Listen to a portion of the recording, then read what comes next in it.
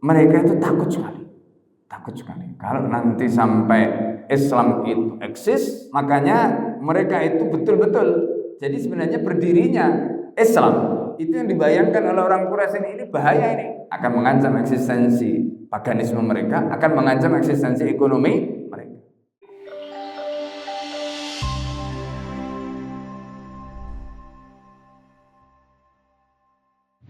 Bismillahirrahmanirrahim. Alhamdulillah wassalatu ala Rasulillah wa ala alihi wa sahbihi wa mawalah. La haula wala quwwata illa billah. Rabbi shrah li sadri wa yassir li amri wa hlul 'uqdatam min lisani yafqahu qawli. Allahumma inna a'udzubika min adilla wa dhalal zalla aw adlima aw udlama aw azala yajra alayha.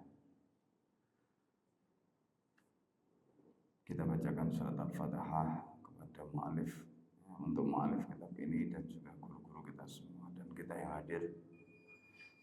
Semoga Allah Subhanahu wa taala memberikan ilmu yang bermanfaat, memberikan keberkahan waktu kita, amal kita dan semua yang Allah anugerahkan kepada kita. Al-adiniyah wa likulliyatin salihah. Al-Fatihah. Alhamdulillah. Iyyaka na'budu wa iyyaka nasta'in.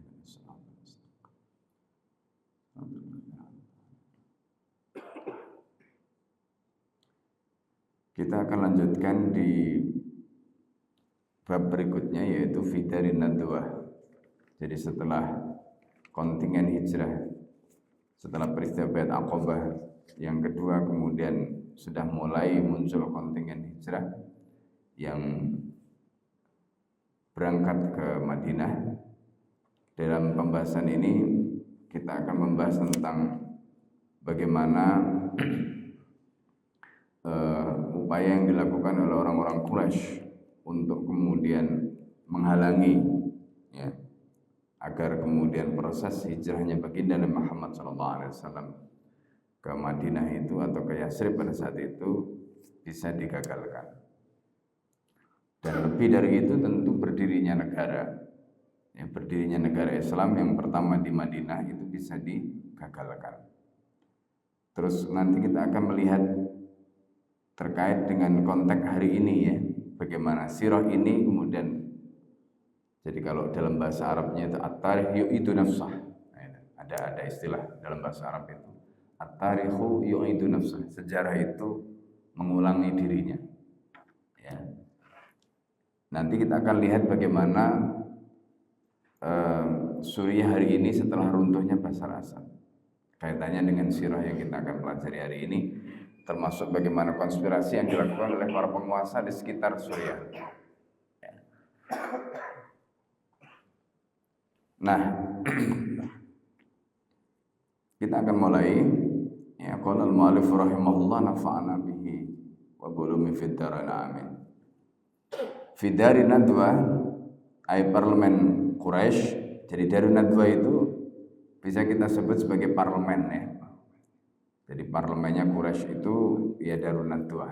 Darun Nadwa itu posisinya pernah kita sampaikan, ya Bapak sekalian. Jadi kalau kita lihat Ka'bah, jadi ini Ka'bah, kotak. Kemudian ini Hijr Ismail, ya, ini Hijr Ismail, bulat, ya. Nah, Darun Nadwa itu posisinya di situ tuh. Jadi posisinya itu di luar Hijr Ismail.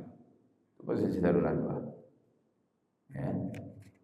Nah, Darun Nadwa ini adalah tempat yang dipakai untuk ngumpul, ya, orang-orang Quraisy.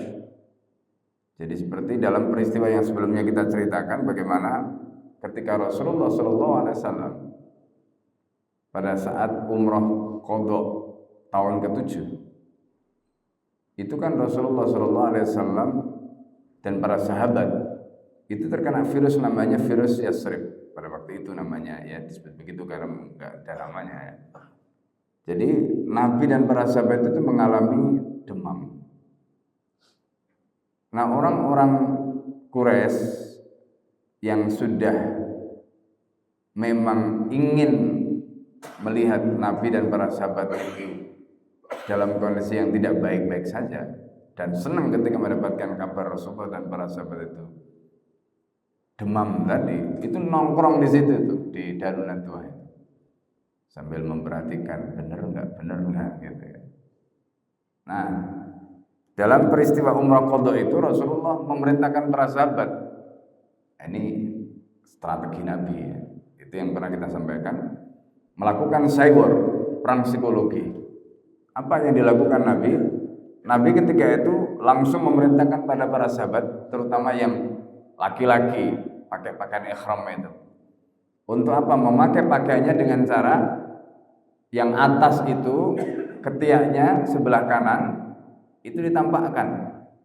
Jadi pundak sebelah kiri ditutup, ketiaknya sebelah kanan ditampakkan. Tapi kalau sholat mereka disuruh nutup. Itu kalau dalam bahasa fikih itu disebut iltiba. Ya, pakai dot, iltiba. Gitu. Nah, cara ini dilakukan oleh Nabi untuk menunjukkan pada mereka bahwa kami baik-baik saja, tidak sakit. Ya kan, kalau orang itu pakai pakaian seperti selimut itu kan kelihatan sakit. Tapi ketika itu Nabi merintahkan mereka supaya memakai pakaian dengan cara seperti itu supaya kelihatan seperti orang sehat. Tidak sampai di situ, Nabi itu perintahkan mereka untuk melakukan ramal, jalan cepat.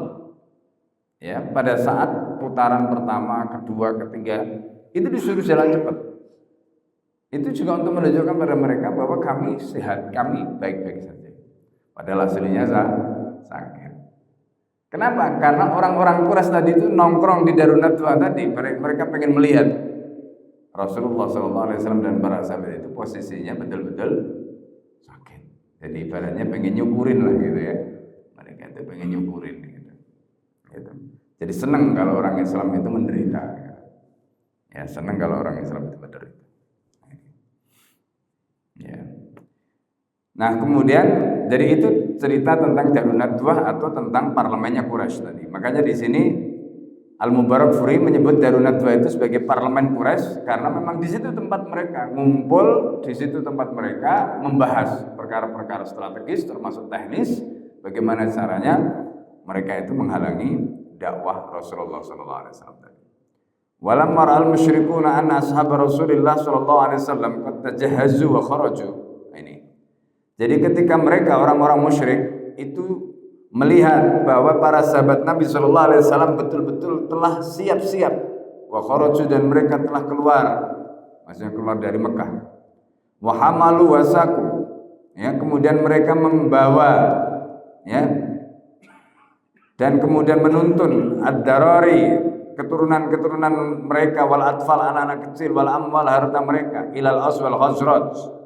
Jadi dibawa kemana? Dibawa ke Aus dan Khazraj. Asabatumul Ka'abah wal Khazn. Mereka kemudian ditimpa semacam kecemasan dan kekhawatiran, kesedihan. Itu. Kenapa mereka cemas? Kenapa mereka sedih? Kenapa mereka khawatir? Wasawarhum al-qalb. Nah, ini walham. Jadi mereka kemudian ada kegelisahan, ada kekhawatiran. Bisyaklin lam yasbiq lahu matilun, yang belum pernah mereka alami sebelumnya. Ya, jadi mereka ini belum pernah mengalami seperti itu. Kenapa mereka itu begitu cemas, begitu khawatir? Faqad tajassada amamuhum. Faqad tajassasa amamahum khatrun haqiqin adimun, karena sudah terbayang di depan mereka itu ada ancaman, ada bahaya yang begitu besar, ada bahaya yang nyata yang mengancam mereka di depan mereka. Ini yang mereka bayangkan. Jadi tajassada itu dari kata jasad. Jasad itu kan fisik ya. Ancaman itu kan sesuatu yang belum kelihatan. Yang namanya ancaman itu kan sesuatu yang belum kelihatan. Makanya di sini digunakan kata tajassada itu. Al-Mubarakfuri ingin menjelaskan ancaman itu sepertinya sudah bisa mereka bayangkan, seolah-olah ada, padahal itu belum ada. Jadi seperti jasad yang sudah kelihatan wujudnya. Nah, itu makanya digunakan kata tajassada. Amamahum khatrun haqiqun adimun. Akhadha yuhaddidu qiyanahum al-wathani wal iktisadi. Nah, ancaman itu padahal ini kan baru ancaman potensial ya, belum nyata gitu. itu mulai yuhaddidu, mulai mengancam, ya, mulai mengancam eksistensi atau kedudukan apa? Pertama, watani. Watani itu adalah tradisi kesyirikan mereka. Sebab kalau nanti Islam itu berhasil mendapatkan tempat di Madinah, di Yathrib ketika itu, kemudian Yathrib itu nanti menjadi pusat Islam, maka otomatis kesyirikan tadi itu akan terancam. Ya kan, itu disebutkan dalam Al-Quran, wa qul ja'al haqq wa zahaqal batil. Wa qul ja'al haqq wa zahaqal batil. Dan katakan Muhammad, ja'al haqq, bahwa kebenaran itu telah tiba, wa zahaqal batil. Ketika kebenaran itu telah tiba, eksis, kemudian punya tempat yang kokoh, apa yang terjadi? Wa zahaqal batil. Nanti kebatilan itu akan tersungkur, kalah. Gitu. Ya, kita pernah ceritakan bagaimana Amerika itu yang menjadi dalang dari kehancuran Palestina dan Gaza hari ini. Ya, ketika penduduknya itu menyaksikan bagaimana hebatnya imannya penduduk Gaza, ya, itu kita bisa gambarkan wakul ja'al haq, di mana al haq tadi itu tampak datang, wa zaqal batil. Sedikit demi sedikit mereka kemudian, ya, persepsinya berubah tentang Islam. Pengen tahu, pengen ini, pengen. Dan kemudian apa yang terjadi? Akhirnya kemudian apa yang selama ini, ya, mereka persepsikan, terus bagaimana dukungan mereka kepada penguasa mereka, kebatilan dengan sendirinya mereka tinggalkan. Itu yang disebutkan dalam Al-Quran, wa qul ja'al haqq wa zaqal batil. Ya. Jadi Islam itu belum menang saja seperti yang kita lihat dari ini, itu sudah mulai rontok. Ya, para pengasong kebatilan tadi itu sudah mulai rontok. Bahkan kasus yang terbaru kalau kita lihat dari ini, bagaimana kemarin mulai hari Rabu tanggal 8 Januari itu terjadi kebakaran hebat di Los Angeles, ya, sampai kemudian meluluhlantakkan kota Los Angeles. Bahkan hari ini beritanya sudah sampai ke New York. Ya, subhanallah. Ada aktivis Amerika, orang non muslim, mengatakan apa? Jadi yang dikatakan inilah balasan yang dikirimkan kepada kalian karena selama ini kalian telah melakukan genosida, melakukan penghancuran yang begitu biadab di Gaza. Ya kan? Gaza itu dihancurkan oleh Amerika dan Israel dengan sekutunya, itu butuh waktu ratusan hari. Tapi bagaimana Allah dalam waktu hanya hitungan jam meluluhlantakkan. Ya, sebelumnya beberapa bulan yang lalu itu di daerah Carolina dan daerah Carolina, satunya Florida kalau tidak salah, itu dihantam oleh badai, habis. Ya. Kemudian sekarang kawasan pantai yang orang nggak membayangkan bagaimana pantai itu tiba-tiba, ya, ada apinya itu nyeleneh, apinya itu ada di atas pohon. Dari mana api itu? Tiba-tiba api di atas pohon. Kemudian api itu semakin membesar, disapu angin kencang, melalap, ya, bangunan macam-macam habis, Malibu habis, ya. Kemudian ada kawasan yang masya Allah, ya, di daerah ya Hollywood itu kena semua, ya kan, Hollywood kena semua. Ya, daerah yang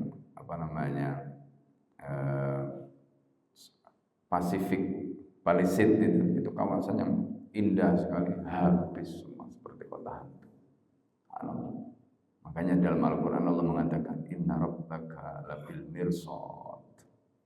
Dalam surat Al-Fajr, inna rabbaka labil mirsad. Tuhan kamu itu nggak pernah tidur. Tuhan kamu itu selalu ngawasi. Tuhan kamu itu selalu mengintai. Itu. Bayangkan di situ Allah menggunakan kata ya, itu apa sauta adab. Ya, jadi bagaimana cemeti adab. Jadi Allah itu kalau mengadab itu, kenapa Allah menggunakan kata cemeti adab? Cemeti itu kan sesuatu yang kecil ya. Lah cemetinya saja adabnya kayak begitu gitu. Ya kan?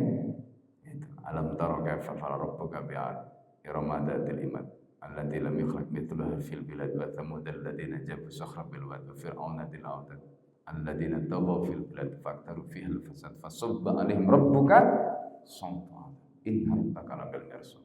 Insyaallah. Allahu akbar. Itu. Ya. Nah, ini yang digambarkan. Jadi mereka itu takut sekali. Takut sekali. Kalau nanti sampai Islam itu eksis, maka akan mengancam eksistensi paganisme. Bukan hanya paganisme, tapi juga eksistensi ekonomi. Ini yang terjadi. Makanya mereka itu betul-betul. Jadi sebenarnya berdirinya Islam atau negara Islam di Madinah tadi, itu yang dibayangkan oleh orang Quraisy ini bahaya ini. Akan mengancam eksistensi paganisme mereka, akan mengancam eksistensi ekonomi mereka. Dan kita tahu ya Quraisy ketika itu salah satu kekuatan di wilayah Jazirah Arab. Jadi kalau kita bicara Jazirah Arab, kekuatannya itu di Quraisy gitu. Apalagi Mekah ketika itu menjadi salah satu pusat perdagangan. Kan di Mekah itu tidak ada pertanian. Ya, tidak ada pertanian. Yang ada itu perdagangan. Ya. Dan kenapa ada perdagangan? Karena di situ ada Ka'bah yang orang datang. Makanya itu yang membuat kenapa Abraha itu iri mau memindahkan Ka'bah. Ya, karena Yaman itu ya boleh dikatakan, makanya ada istilah Hadramaut. Hadramaut itu kan datang kematian ya. Negeri yang bisa dikatakan nggak ada apa-apanya. Terus bagaimana tetangganya yang sama-sama bebatuan itu kok rame gitu.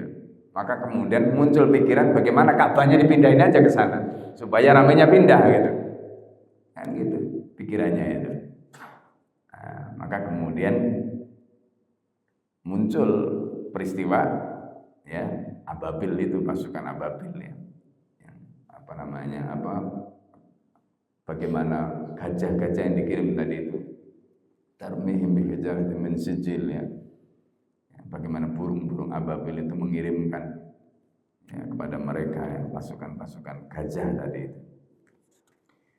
Nah, jadi intinya itu Bapak sekalian. Jadi kalau kita lihat hari ini ya, bagaimana peristiwa di Suriah kemarin ya, lalu kemudian ada konspirasi yang dilakukan oleh yang sekarang yang lagi rame ini ya di Timur Tengah itu, penangkapan yang dilakukan terhadap Abdurrahman bin Yusuf Al-Qaradawi. Nah, ini putranya Sayyid Yusuf Al-Qaradawi, seorang penyair yang syairnya menggetarkan singgasana. Ya, singgasana siapa? Singgasana penguasa Emirat, singgasana penguasa Saudi, dan singgasana penguasa Mesir, karena itu yang disinggung dalam syairnya. Setelah ngomong begitu di di Masjid Jami' Amawi, balik ke Lebanon, ditangkap di Lebanon, kemudian pemerintah Emirat minta supaya diekstradisi ke Emirat. Begitu ya, entah berapa dibayar, kemudian akhirnya dikirim ke Emirat. Ya. Hanya sehari ya. Jadi dilarikan di rumah sakit. Kelihatannya mengalami penyiksaan yang luar biasa. Ya, mengalami penyiksaan yang luar biasa. Nah, itu yang terjadi. Nah, Bapak sekalian, di balik itu ada konspirasi yang kita lihat. Kenapa? Penguasa-penguasa yang merasa sudah establish negaranya tadi itu khawatir kalau nanti Suriah ini bisa muncul menjadi ancaman. Ya kan, bisa muncul menjadi ancaman. Mereka tidak ingin. Gitu. Makanya kemudian mereka bikin konferensi dengan Yordan, dengan mana-mana untuk memastikan bahwa Suriah ini tetap sekuler. Gitu loh. Jadi persis ceritanya ini tadi, ya kan? Persis ceritanya dalam sirah tadi. Bagaimana mereka tidak ingin Islam itu kemudian muncul di Madinah. Gitu. Karena itu akan bisa mengancam tadi itu yang disebut dengan kayan, ya, eksistensi paganisme mereka dan juga ekonomi mereka. Ini. Kemudian faqad kanu ya'lamuna ma fi syakhsiyati Muhammadin sallallahu alaihi wasallam. Mereka tahu ya bahwa sumbernya ini ada pada pribadi Muhammad sallallahu alaihi wasallam. Gitu. Siapa sumbernya ini? Ya Nabi. Min ghayati quwwati ta'thiri ma kamalil qiyadati wal irsyadi. Karena saking kuatnya pengaruh Nabi Muhammad ma'a kamalil qiyadah, dengan kesempurnaan kepemimpinannya, leadershipnya, wal irsyad, dan bagaimana Nabi itu ya memberikan bimbingan kepada para sahabatnya. Wa ma fi ashabihi, ya, dan apa yang dimiliki oleh para sahabat Nabi minal azimah, tekadnya. Jadi sahabat itu kan tekadnya luar biasa. Sebelumnya kita sudah ceritakan bagaimana kisah Ummu Salamah dengan Abu Salamah, ya, hijrah.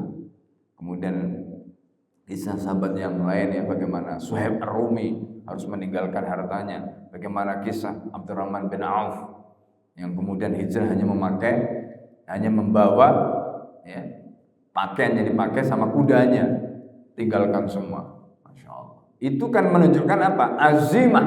Azimah itu tekad, ya, yang begitu luar biasa. Yang kedua, wal istiqomah, keistiqomahan mereka yang luar biasa. Ya. Wal fida fi sabili, ya, dan kesanggupan untuk menebus apapun. Coba bayangkan kasus Suhaib Ar-Rumi itu kan luar biasa. Kata mereka, orang-orang Quraisy ini, kamu datang di sini nggak bawa apa-apa, kok sekarang mau meninggalkan Mekah, kemudian hartamu kamu bawa, kok enak? Kata mereka, kamu tinggalkan semua hartamu, kami akan biarkan kamu pergi. Kemudian Suhaib mengatakan, ya sudah, kalau kalian pengennya seperti itu, kami akan tinggalkan semua itu hartanya. Suhaib Ar-Rumi itu bukan penduduk asli Mekah, datang ke Mekah untuk mencari peruntungan, merantau, bisnis, sukses. Ya, itu Suhaib Ar-Rumi. Begitu sukses, ditinggal semua. Ya, untuk apa? Demi apa? Menyusul Rasulullah. Demi apa? Bisa hijrah bersama Rasulullah SAW. Begitu. Nah, itu namanya fida.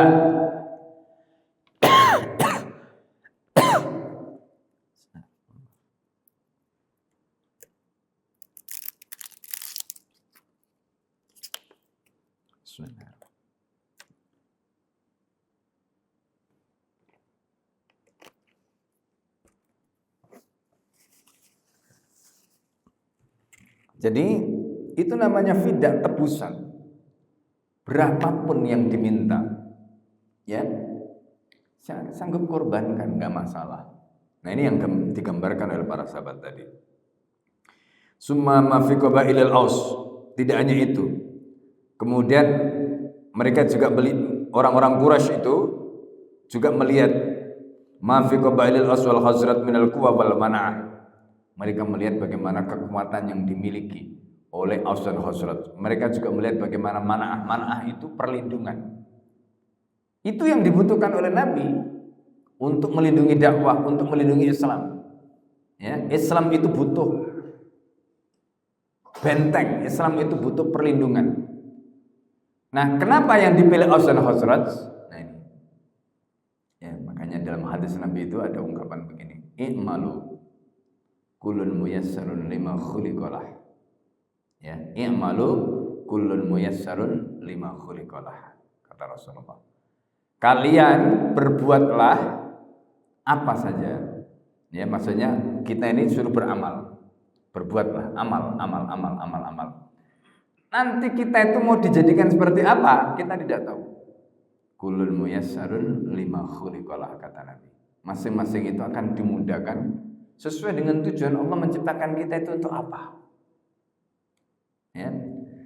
Nah, kisah Aus dan Khazraj itu mereka itu sebelum Nabi hijrah itu kan mereka ceritanya perang terus itu ceritanya. Mereka itu melakukan peperangan itu sampai puluhan tahun, perang yang disebut dengan Ma'rakatul Bu'ats, perang Bu'ats, ya, perang Bu'ats.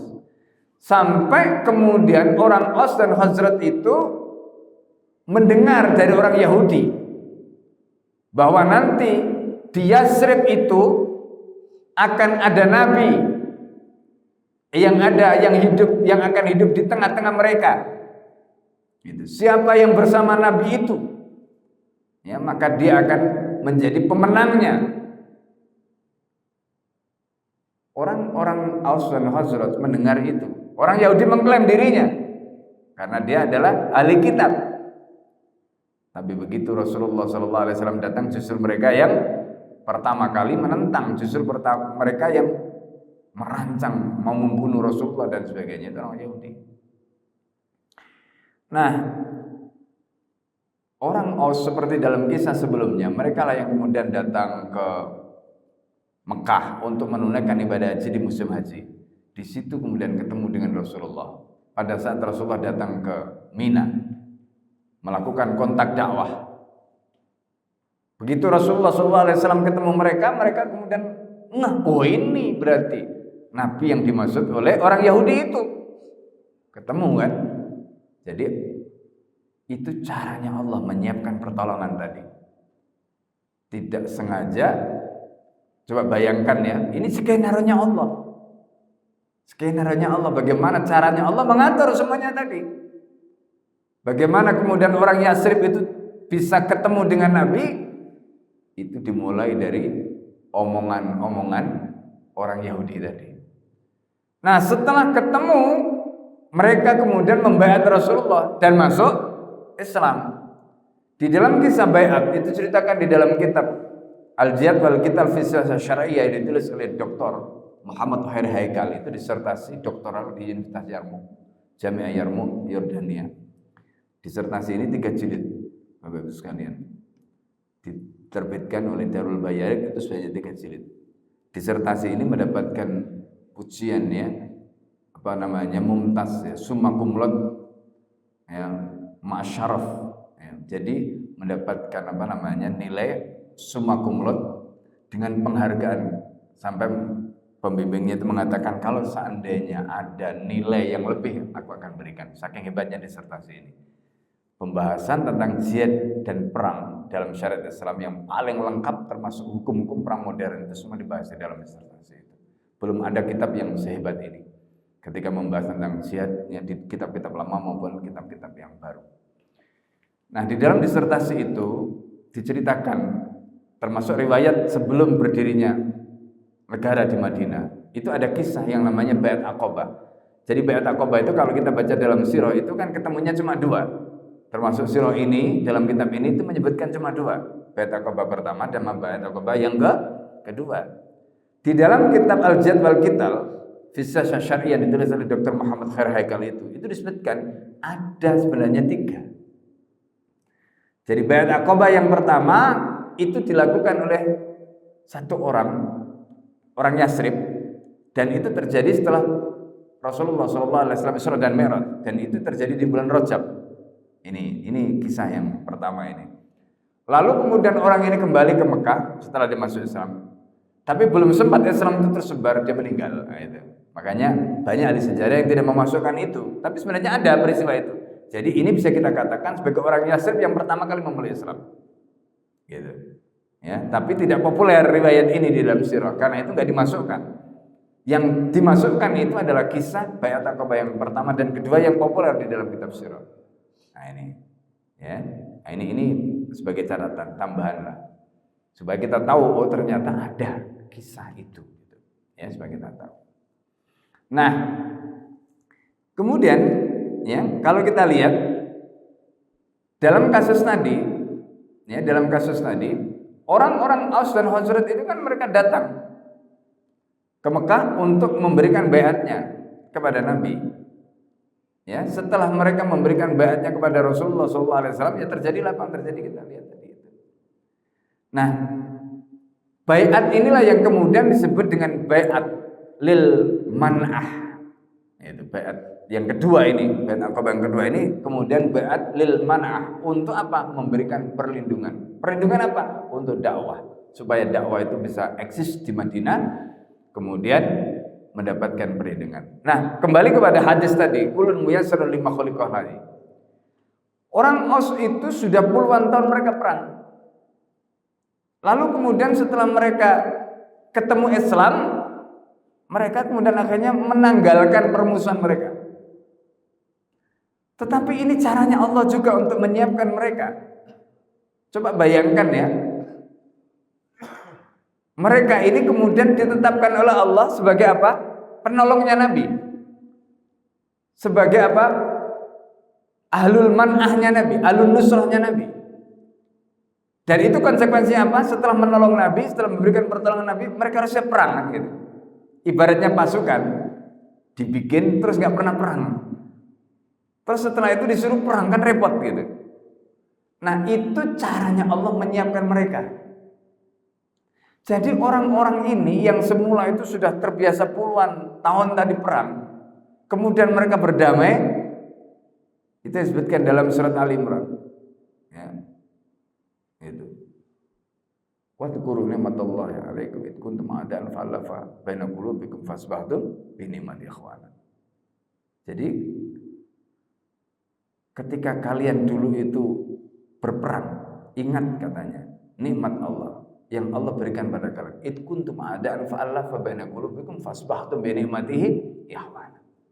Yang dengan nikmat itu kemudian kalian menjadi saudara Islam yang menyatukan mereka. Nah, Bapak Ibu sekalian dimulakan oleh Allah. Tapi ini caranya Allah untuk menyiapkan mereka. Sehingga ketika mereka itu memberikan pertolongan kepada Nabi, mereka itu sudah siap. Dan kita masih ingat ya dialog-dialog mereka sebelumnya itu. Sebelum mereka memberikan baiat Aqabah yang kedua itu kan di situ ada dialog yang alot.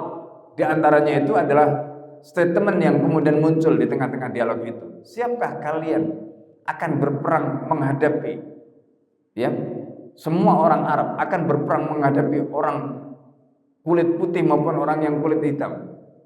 Gitu. Karena mereka tahu konsekuensinya itu. Ya. Nah, tapi caranya Allah menyiapkan mereka, nah itu tadi makanya kulun muyassarun lima khuliqalah. Masing-masing itu dimudahkan untuk tujuan apa mereka diciptakan. Jadi mereka itu diskenariokan oleh Allah untuk menjadi alun nusrah, untuk menjadi alul man'ah. Ini bagian-bagian kalau kita akhirnya melihat, oh ya Allah, ini ternyata skenario Allah semua. Ya, skenario Allah semua untuk menyiapkan mereka yang kemudian akhirnya mereka itu nanti menjadi para penolong Rasulullah sallallahu alaihi wasallam. Itu makanya ya sering ya Al-Fakir sampaikan, kita itu tidak boleh menyesali hidup, Pak. Menyesali nasib nggak boleh. Ya, apapun yang Allah sudah tetapkan pada kita itu terima saja. Gitu. Karena itu semuanya bagian dari skenario yang kita tidak tahu. Yang penting kita ridho dengan keputusan Allah. Ke depan itu ya kita masih bisa merancang ini mengitu ya dan sebagainya sesuai dengan apa yang menjadi pikiran kita. Tapi pada akhirnya kita tidak bisa lepas dari skenario Allah Subhanahu wa taala. Ya. Jadi kadang-kadang kan ada orang itu menyesali, aduh, kenapa ya dulu saya itu jadi begini? Kenapa ya dulu saya itu jadi anaknya orang begini. Padahal itu caranya Allah semua untuk mendidik kita, melatih kita, mendewasakan kita, menguatkan kita. Itu bagian dari skenario Allah. Sama seperti kasus kaum Aus dan Khazraj tadi. Mereka itu berperang puluhan tahun, ternyata di ujungnya nanti itu luar biasa. Itu caranya Allah menyiapkan mereka sehingga kemudian mereka disebut sebagai alul man'ah wal quwwah tadi. Karena sudah bisa berperang tadi. Ini yang dikatakan di sini. Summa ma fi qabailil Aus wal Khazraj minal quwwati wal man'ah.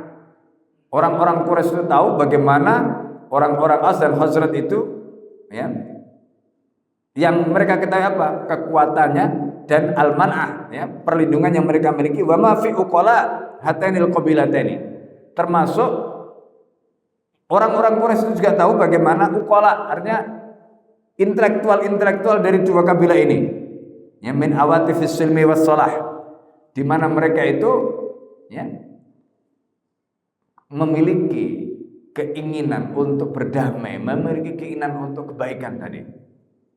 Itu termasuk awatif, ya, yang mereka miliki. Wattada'i ila nabdhil ahqad, termasuk meninggalkan benih-benih dendam yang mereka sudah miliki akibat perang puluhan tahun itu, mereka sanggup ketepikan. Dan itu yang terjadi. Seandainya mereka tidak punya perasaan seperti itu, kan perang terus. Tapi mereka bisa menepikan itu. Nah, ini subhanallah. Nah, ini semuanya caranya Allah. Ya kan, caranya Allah. Kita juga tidak tahu di akhir zaman itu nanti Islam itu akan bersemi di mana. Siapa yang dipilih oleh Allah. Dan tentu Allah akan memilih umat atau generasi yang karakternya paling tepat, ya, untuk menyemai Islam itu sehingga Islam itu bisa tumbuh dan kemudian menjadi hebat. Wala sama ba'dan dhaqu mararatul hurub al-ahliyah talata awam min ad-dahr. Terutama setelah mereka merasakan bagaimana pahitnya peperangan saudara. Perang saudara. Aus dan Khazraj itu kan perang saudara. Ya. Bahkan ketika Rasulullah SAW sudah hijrah ke Madinah, orang Yahudi itu, nah ini, berusaha untuk mengembuskan fitnah tadi. Ya, ada namanya fitnah Syas bin Qais.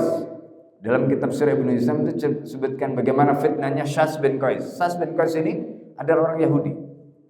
Begitu melihat orang Aus dan Khazraj damai, melihat orang Aus dan Khazraj itu menjadi alul man'a wan nusrahnya Nabi tadi itu, Syas bin Qais ini enggak terima.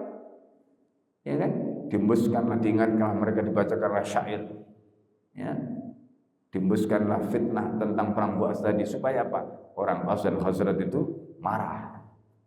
Hampir saja mereka ibaratnya kalau dendam tadi itu muncul lagi, tapi Rasulullah SAW segera memadamkan api tadi itu dengan mengatakan ittaqullah ya ma'syaral ansar, ittaqullah ya ma'syaral ansar, ittaqullah ya ma'syaral ansar.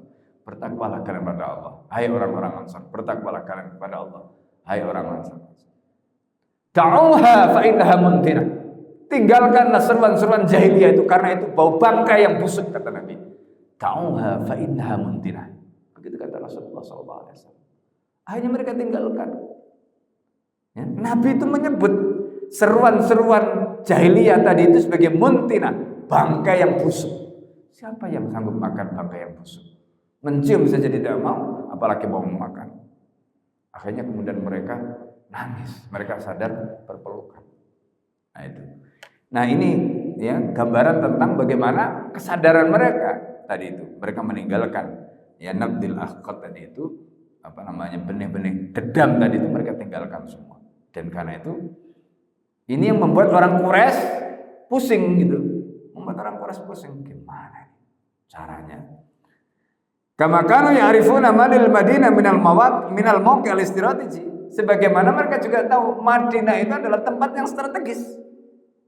Mereka tahu Madinah itu tempat strategis binisbah ilal mahajjah at-tijariyah allati tamurru bisahili al-bahr al-ahmar min al-Yaman ila Syam. Di mana strategisnya? Karena Madinah itu menjadi rute perdagangan. Nah, jadi Madinah itu menjadi rute perdagangan. Allati tamurru bisahilil bahri, yang dilewati. Sahilil bahri itu pantai Laut Merah. Dari Yaman sampai ke Syam itu lewatnya Madinah, Pak. Jalur perdagangan itu lewatnya mana? Lewat Madinah. Gitu. Jadi kan mereka ini kan orang Quraisy ini kan tadi kita sudah sebutkan, apa mereka lakukan? Dagang. Ya, makanya li'ila fi Quraisyin ila fi bilhatas syita'i was-saif. Itu cerita tentang bagaimana orang Quraisy mereka dagang dari Mekah, ya, Yaman, di situ termasuk Taif, ya. Terus nanti mereka lewat Madinah ke Syam, gitu, ke Syam, ya. Ini yang mereka lakukan. Nah, waqad kana ahlu Makkah yatajaruna ila Syami biqadri rub'i milyun dinar dhahab sanawiyan. Coba bayangkan. Penduduk Mekah ya, yutajiruna ila Syam ya. Waqad kana ahlul Makkah yutajiruna ila Syam. Jadi penduduk Mekah itu mereka berdagang ke Syam itu kira-kira berapa kadar dagangan mereka?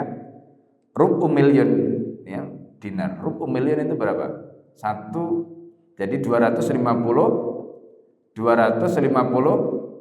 ribu Pak. 250 ribu kan seperempat juta itu kan 250 ribu ya. Dikalikan 4,25 itu satu dinarnya.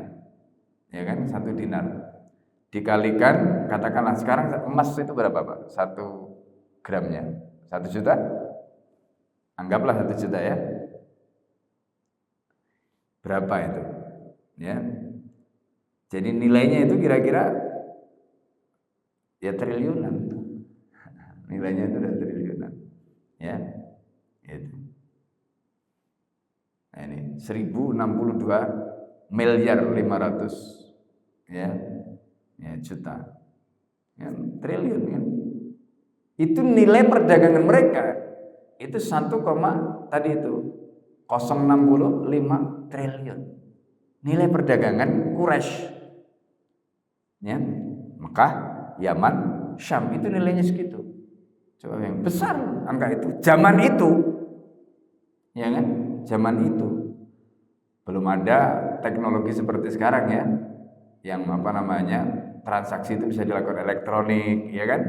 Kemudian bayangkan uang itu kan baru manual ya, mereka bawa dengan onta, dengan kecepatan cuma berapa itu, tapi nilai perdagangannya sudah sebesar itu kan, itu hebat sekali, ya kan, luar biasa. Nah, ini yang digambarkan. Karena itu mereka ketar-ketir kalau nanti sampai Madinah ini berubah menjadi negara Islam, itu yang kita ceritakan. Mereka ketar-ketir, waduh, gimana dengan bisnis kita? Nah, kan begitu. Siwa makan oleh Taif wa Ghariyah itu di luar penduduk Taif dan yang lain-lainnya. Artinya di luar perdagangan mereka dengan penduduk Taif tadi. Wa ma'lum anna madara hadith tijarah kana ala istiqraril amni fitil qatari. Dan sudah dimaklumi ya, bagaimana lalu lalang perdagangan tadi itu akan bisa berlangsung kalau jalur perdagangan tadi itu aman, kan begitu. Kalau jalur perdagangan tadi dia aman, coba kita lihat kasus perang antara Rusia dengan Ukraina. Ya kan? Bagaimana ketika Ukraina itu didukung dengan negara-negara Eropa, Inggris, Prancis, macam-macam dukung. Di mana Amerika di belakangnya. Bagaimana Rusia itu dikeroyok oleh mereka. Apa dilakukan oleh Rusia? Dipotong semua gasnya. Ya kan? Enggak dikirimi gas, kolab ekonominya Eropa. Ya kan? Itu yang terjadi.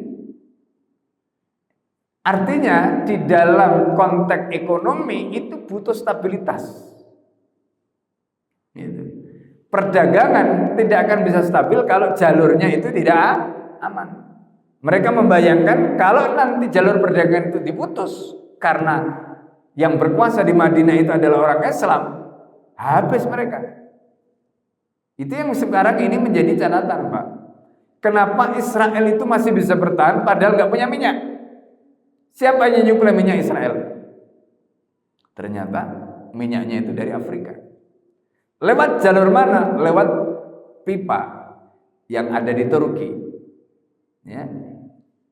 Jadi Turki ini juga punya masalah karena dia masih membuka jalur minyak yang masuk ke Israel, gitu loh. Seandainya Turki itu nutup jalur minyak yang masuk ke Israel, selesai Pak Israel itu, nggak bisa ngebom. Itu. Mesin perangnya itu nggak akan bisa berfungsi. Kenapa? Nggak ada minyaknya. Itu masalahnya. Nah, kenapa Turki bisa seperti itu? Amerika di belakangnya, nggak berani dia sama Amerika. Itu masalahnya. Jadi inilah kondisi hari ini. Maka apa yang terjadi dalam sirah tadi itu yang dibayangkan oleh orang Quraisy. Wah, ini bahaya nih kalau nanti kita sampai di stop jalur perdagangan kita kan nggak bisa apa-apa, pusing kita. Nah, itu yang terjadi. Ya. Fala yakhfa ma kana li Quraisy min al-khatr al-baligh fi tamarkuz ad-da'wati al-islamiyyah fi Yathrib wa mujabahati ahliha diddahum, maka tidak ada keraguan, ya.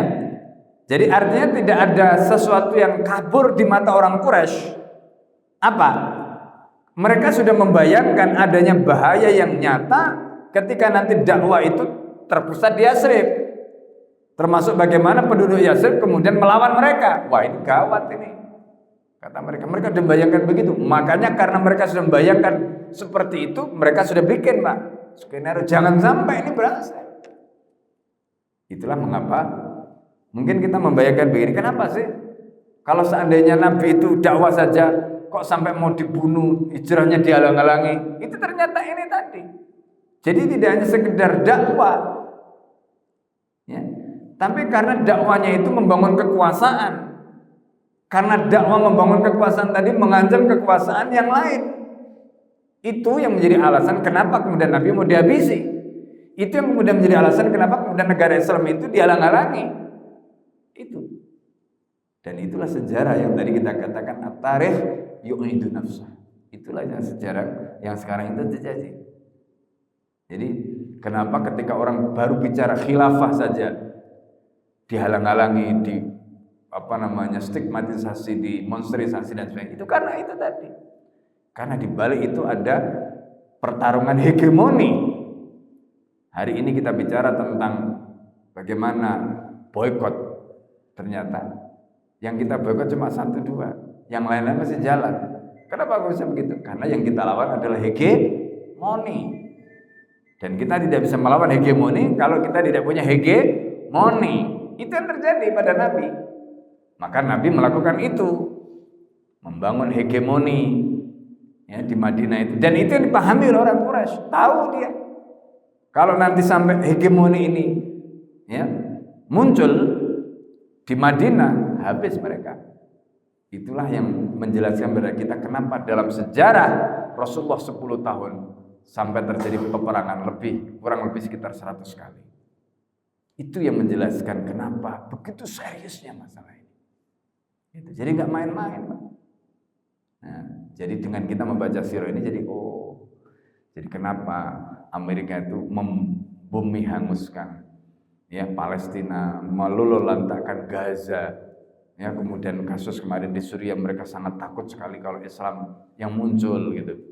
Lalu bagaimana dengan Ahmad Syarok? Ya, Ahmad Syarok itu bagian dari mereka gitu. Ya. Ahmad Syarok itu bagian dari mereka. Nah, oleh karena itu, Bapak Ibu dan saudara sekalian yang dimuliakan Allah Subhanahu wa taala. Jadi di sini kita memahami, ya, yang namanya pertarungan antara hak dan batil itu akan terus berlanjut. Sejak zaman Nabi Adam sampai kiamat, enggak akan pernah berhenti. Enggak akan pernah berhenti. Ya.